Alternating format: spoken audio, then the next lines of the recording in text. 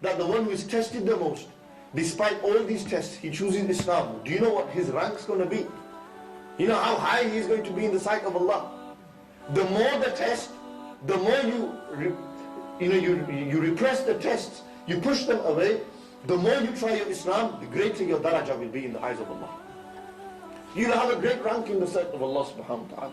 You will be in a high maqam in Jannatul Firdaus. Why? Because you lived in a society, the easy route is what? I'm going to pack my bags and go to Pakistan.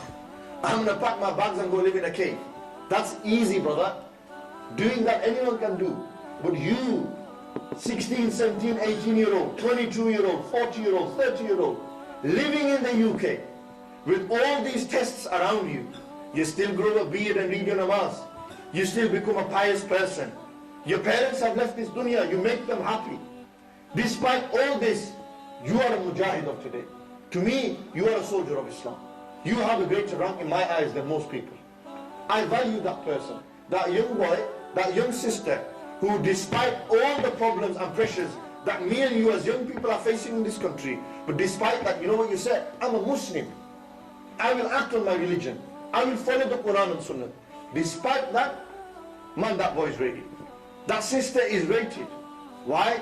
Because man, he could be like every other bad boy out there. He could be like every other girl out there, going into nightclubs, going into pubs, going into shisha bars, going into town centers hand in hand with the opposite sex. He could be doing any of that.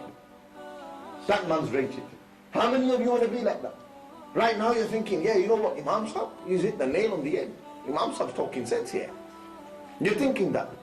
But you know what, 2 days down the line, back to normal, innit? Yeah, bro, I rubbed off on that.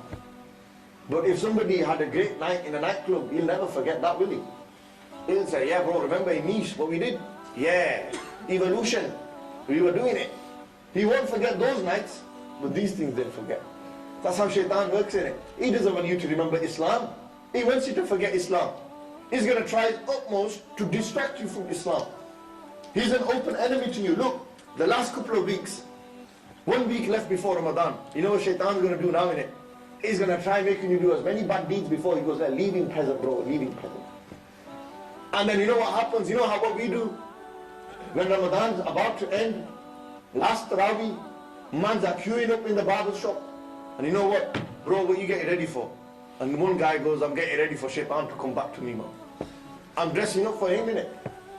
He doesn't say that. But boy, his actions do prove that. He doesn't have to say it. But you know when he goes and gets zigzags in his head, he goes and lines his beard up, he goes and thinks he's some player, Romeo. When he goes and does that, and he goes on that vibe, goes into the barber shop, Hazrat, the stubble, pick it a bit down, line it out. Bro, you didn't line it properly. Put 2 lines here as well. Yeah, put a line going through my head like I've been electrocuted. Yeah, do 1 line here as well. Show back and sides. Make sure there's zigzags here, there's a checkerboard. The sister, yeah, got to get my makeup. Got to go, instead of fasting, they're out shopping for the Eid clothes. Just doing it. Fasting time, nothing better to do. Iftari will make our samosas, talleya, wadi. We'll boil them and we'll cook them. Khair, husband's happy, but you know what? I've got to go get my shopping done. And you know what she does? She gets tight trousers.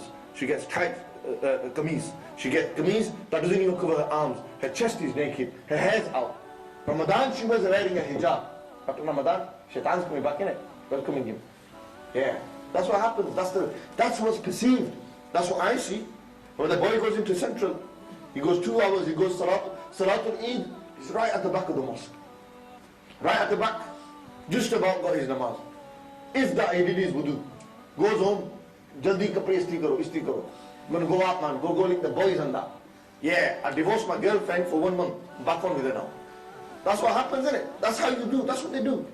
I'll knock her off for a month, do my good deeds. And then you know what, on Eid day, I'll destroy every good deed that I have. What's the point, bruv? Tell me, what is the point? If you're going to do it properly. It's a motto, every gangster says it. If you're going to do it, bro, do it properly. Don't do half-hearted. I'm telling you, if you're going to be in the deen, udkhulu fi silmi kafa. Enter fully. Don't be half-hearted. Make a change. You will find problems. You will struggle along the way. You will find difficulties. You're going to have boys who are going to knock you back for it. You're going to have your mother and father, if they're not religious, they're going to knock you back. You're going to have your desires to face, but that reward, oof. Wallahi, paradise. Nabi alayhi salam, the Quran, Allah Almighty described paradise as what? Look at the description of paradise. No eye has ever seen it. No eye can ever comprehend it. No mind can comprehend it. No ears have ever heard it. No nose has ever smelt the beauty of paradise. That's how paradise is. Nabi alayhi salam was taken on a tour of paradise. On the night of Mi'raj, they were shown entire paradise. And they came back and they described it. Nabi alayhi salam said there's palaces in there made of rubies.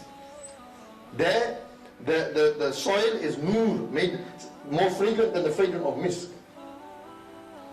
Nabi alayhi salam said there's al-hur al-ain.